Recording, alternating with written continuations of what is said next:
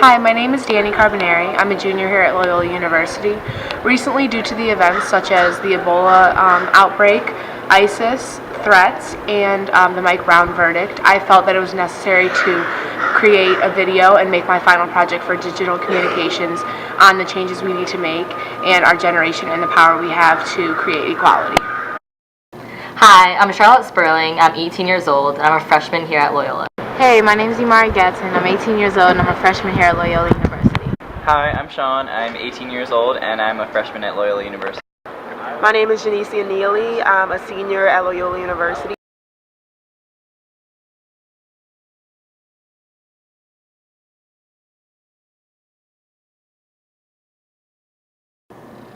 Yes, I believe that the world is a scary place right now, and I'm also very concerned about who we're becoming and what the future is going to be like. Yeah, I would consider the world a scary place due to the events, because I feel like the system is built to not protect certain people like black men and sometimes women. Yes, I would definitely consider the world a scary place. I was watching the news the other day with all the Ferguson stuff, and buildings were on fire. I thought the world was ending. It's ridiculous. So I think the world has always been somewhat of a scary place. I think right now the event specifically with Mike Brown and Ferguson and Eric Garner with the police chokehold has kind of really brought it to light in America as far as racial issues. I know there's like a huge women's rights movement or somewhat of a movement going on right now. So I think equality is the main issue or the main factor that we need to really start thinking about in America especially, and just all over, I think.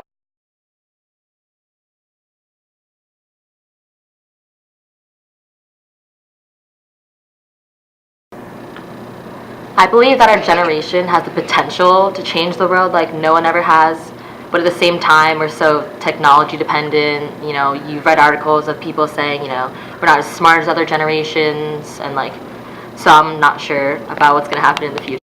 Yes, I do think that our generation has the power to change things because we're more liberal in our beliefs. We're more open-minded to same-sex marriage and legalizing marijuana and things of that nature.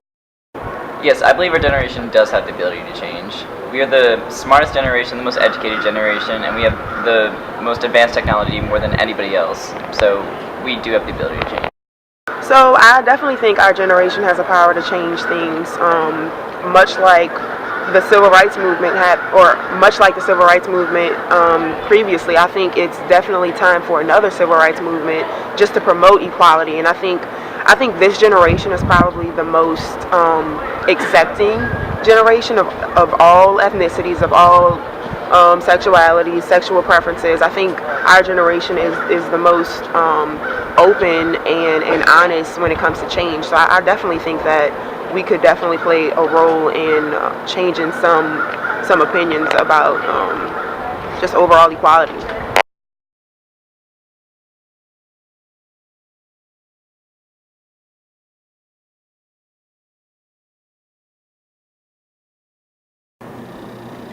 Racism is displayed in TV, social media, and basically wherever you go. I've personally experienced racism. Being adopted, I've personally experienced racism.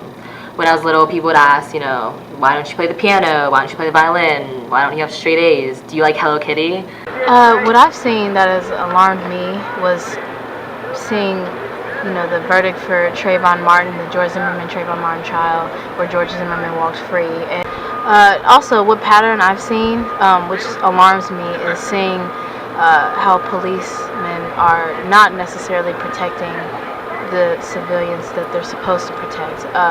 And that's recently seeing where they did not indict Darren Wilson, and just many other cases that have actually popped up since that. So I do think that there are things that we do need to work on, and the only way to do it is to change. And what's good about our generation is that we are open-minded to more things, and we're not afraid to speak on certain things. So do I think that there is a change that needs to be made? Yes. Do I think it's possible? Absolutely. So things like the Ebola outbreak are obviously a concern to everybody, but the media blew that up way too much, and it wasn't that much of a concern. Things that concern me personally are the suicide rates. So in the town local to me, there's been been about 5 student suicides in the past 3 years, and that's just not okay. It's insane, and our community needs to make a change.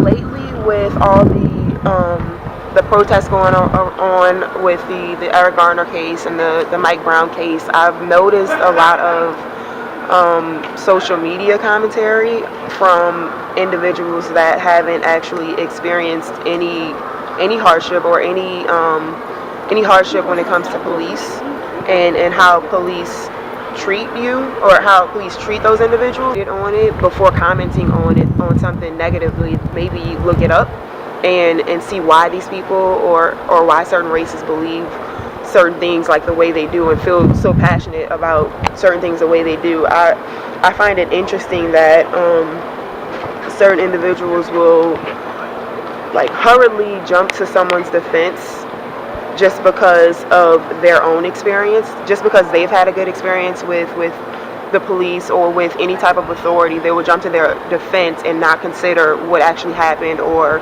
not consider the other person's predicament. So I think just being aware of how other people have to live, I think that'll help a lot when it comes to understanding the way the world is.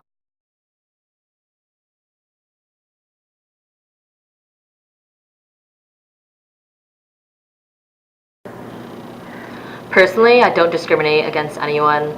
I make it a major point in my life to accept everyone as how they come, treat everyone fairly and equally. And I think that setting examples for younger generations will make a big impact in the future as well, because what you teach younger kids is, what they're going to become or what they will also do. So being good role models to other people.